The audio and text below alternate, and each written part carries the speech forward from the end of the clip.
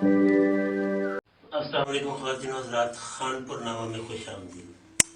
खानपुर नामा में जनाब आज जैसा कि हमने आपको बताया कि हम आपसे मुलाकात करवा रहे हैं खानपुर के शोबिज़ से ताल्लुक़ रखने वाले उन लोगों से जिन्होंने खानपुर में शोबिज़ के हवाले से कोई ना कोई रोल प्ले किया है।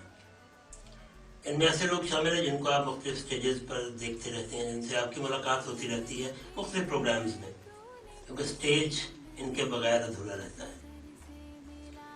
आज हमारे साथ ऐसे ही एक खानपुर के एक बहुत ही अच्छे, अब मैं अगर उन्हें सिंगर कहूँ तो वो बहुत अच्छे सिंगर हैं, मैं अगर उन्हें एक शायर कहूँ तो मैं अच्छी तरह जानता हूँ कि वो एक बहुत अच्छे शायर हैं। अगर उन्हें मौसीकार कहा जाए तो जनाब ये भी बेजाना होगा। और अगर हम उन्हें अदबी हवालों से उनके इंटरनेशनल अदबी मुजल्ले की बात करें तो वो उन्हें आप अदबी सहाफ़ी कह सकते हैं। तो जनाब ये इतने सारे जो मैंने आपसे बातें की, इस सब को जब आप इकट्ठा करेंगे तो एक ही शख्सियत बनती है, हमारे बहुत ही प्यारे दोस्त खानपुर की जाने मानी शख्सियत, स्टेज की दुनिया से वाबस्ता जनाब सईद शबाब साहब। इस सिंगिंग का शौक है, खुदादार सलाहियत है, या आपने खुद अपने लिए चुना? रशीद भाई से कुछ भी समझ लें, हमेशा ऐसा ही होता है कि कोई भी सिंगर आया, किसी के कांधे पर खानदानी छाप होती है, खानदानी काम होता है किसी का, लेकिन हमारे खानदान की कहानी अक्सर मुख्तलिफ है। बल्कि ये होता था जब मैं इस शौक की तरफ आया तो मुझे घर से अच्छी खासी डांट भी पड़ती थी। इसके अलावा सिंगिंग सीखने का जहाँ तक ताल्लुक है तो मैंने बाकायदा इल्म मौसीकी सीखा, और मेरी बड़ी खुशबख्ती है कि 1982 की बात है ये, जब खान साहब रेगिस्तान साहब तशरीफ़ लाए। यहाँ खानपुर के करीब ही एक इलाका है हाजीपुर, तो वहाँ के हमारे पीर इमाम शाह साईं दरगाह है उनकी, तो वहाँ तशरीफ़ लाए।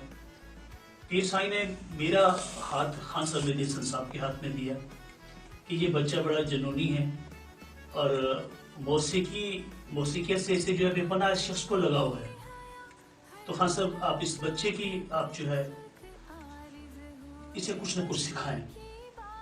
सही, उनकी शफकत थी।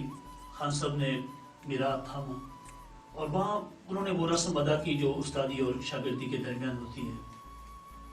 अब मैं ये नहीं कह सकता कि मैंने वो हक अदा किया या नहीं किया, वो बहुत बड़ा नाम है, और बहुत बड़ी बात यह कि हम लोग शायद वो इंसाफ न कर सके, लेकिन मेरी ये खुशबख्ती है कि उन्होंने मुझे ये ज़रूर बताया कि गज़ल क्या है, उसमें जो डिसिप्लिन होता है गज़ल का। तो इस हवाले से ये है कि उसके बाद मैंने उन्हें ही फॉलो किया, मैंने गज़ल की गायकी को शुरू किया, और अल्लाह का करम है, वाकई जो भी काम है इज्जत देने वाला मेरे रब की ज़ात है। और ये मेरे खानपुर के ख़ास तौर पे ये जितने भी ये लोग हैं, मेरे भाई हैं, बहनें हैं यहाँ, तो इन्होंने मुझे इतनी इज्जत दी, इतना प्रमोट किया इन लोगों ने कि मैं ख़ास तौर पे ममनून हूँ अपने अहलियान खानपुर का कि अगर इन्होंने मेरी पजीराई ना की होती तो कभी भी मैं सईद शबाब ना होता, और ना ही मैं आपके सामने कभी ऐसा परफॉर्म कर सकता। लिहाजा इस लिहाज से मैं शुक्रिया अदा करूँगा अपने शहर के इन लोगों का जो मोहब्बत करने वाले लोग हैं, मेरे अपने भाई हैं।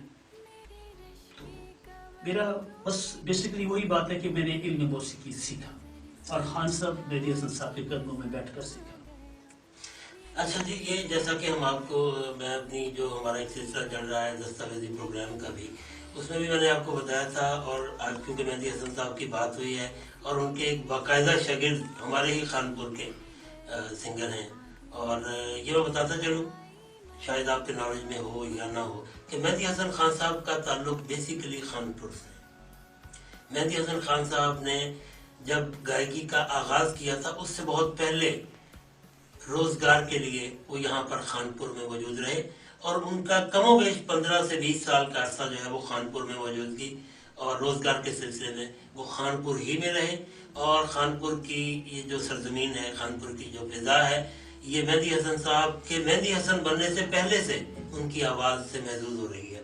تو ان کے شاگرد ہمارے پاس موجود ہیں. اچھا سعید بھائی یہ بتائیے، پھر آپ نے جب گانا شروع کیا تو آپ نے آغاز جو ہے وہ کیسے کیا؟ مطلب پہلا گانا آپ نے کہاں اور کون سا گایا ہوگا، کوئی یادداشت میں ہے؟ میرے خیال میں جب سے میں نے ہوش سنبھالا تو میرے گلے میں جو سب سے پہلا جو گیت جو آیا تو وہ خان صاحب مہدی حسن صاحب کا ہی تھا. اچھا. غالباً گلوں میں رنگ بھرے، تو یہ بڑا پاپولر جو غزل تھی وہ اس دور کی فیض احمد فیض کی غزل تھی. تو وہ میرے ذوق کی ابتدا تھی میری.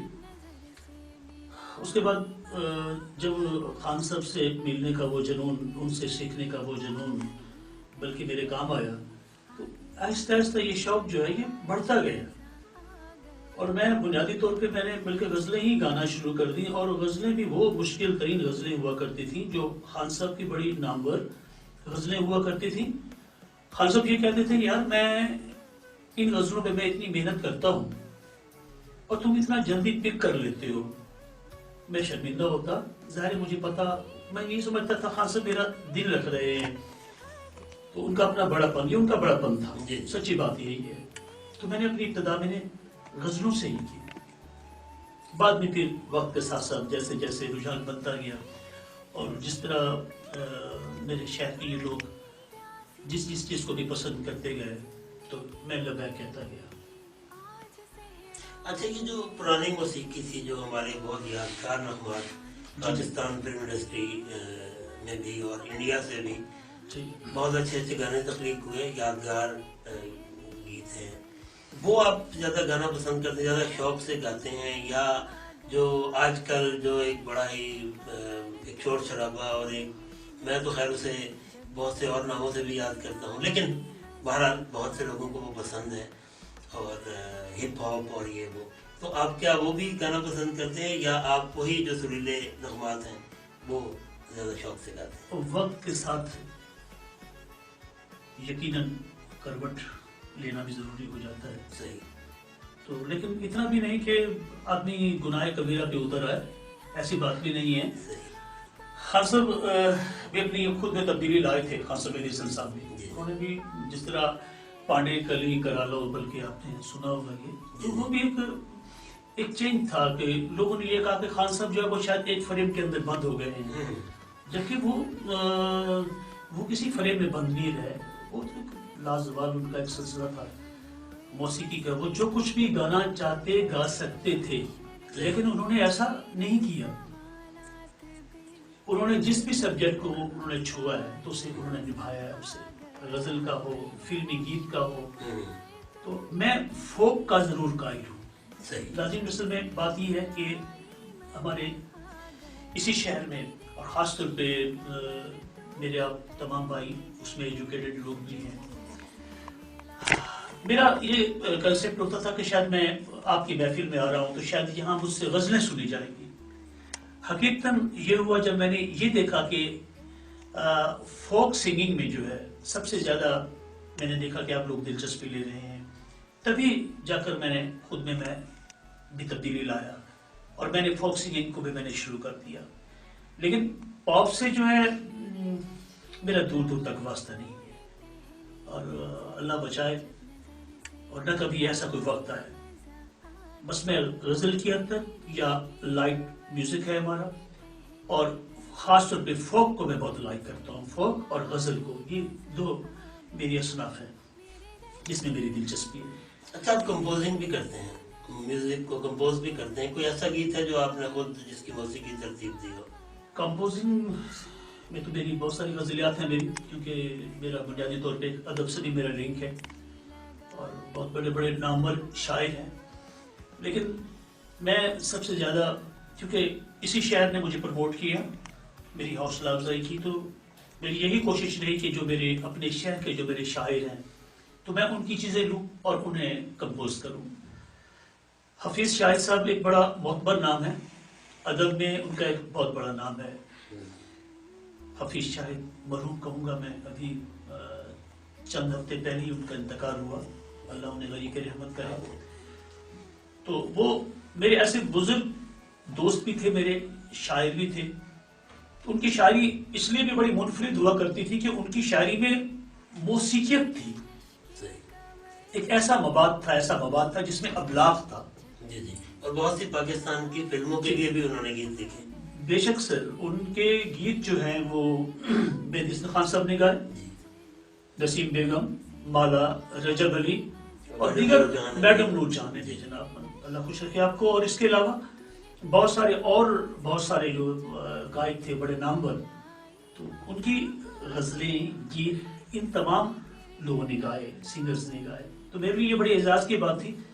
حفیظ صاحب کی غزلیں میں نے کافی کمپوز کی ہیں، اور انشاءاللہ بلکہ آگے ایسا وقت آئے گا کہ آپ کے چینلز کو میں وہ غزلیں ضرور فراہم کروں گا. میں خاص طور پہ اپنے اہلیان خانپور کے لیے وہ تحفہ ثابت ہوں گے. تو کمپوزنگ کا کام جو ہے میرا کافی ہے میرے پاس. صحیح. اچھا، خانپور نامہ آپ دیکھ رہے ہیں؟ خانپور نامہ یقین کریں آپ کہ جب میں نے بلکہ وہ چینل کلک کیا میں نے شروع میں، تو مجھے محسوس نہیں ہوا کہ یہ میں خانپور نامہ دیکھ رہا ہوں.